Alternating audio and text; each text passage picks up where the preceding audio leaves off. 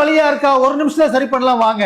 உங்களுக்கு குதிகால் வலி இருக்கிறப்ப இந்த மாதிரி ரிங் மாதிரியோ அல்லது ஒரு பேண்ட் மாதிரியோ வலி ரொம்ப நாளா தொந்தரவு பண்ணுதா, அதை ரிலீஸ் பண்றதுக்கு உங்க 2 கட்டை விரலையும் அந்த இடத்துல வச்சுக்கோங்க. கீழே புஷ் பண்ணி அந்த டிஷ்யூவை மேல லிஃப்ட் பண்ற மாதிரி ட்ரை பண்ணுங்க, அழுத்தி அழுத்தி.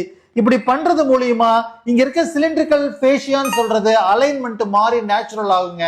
அப்பதான் அந்த ஃபோர்ஸை மறுபடியும் ரீஇன்டகிரேட் பண்ண முடியும். இங்க இருந்தாலும் அதே மாதிரி தாங்க, கையை வச்சு அழுத்தி அழுத்தி மேல தூக்க ட்ரை பண்ணி பாருங்க.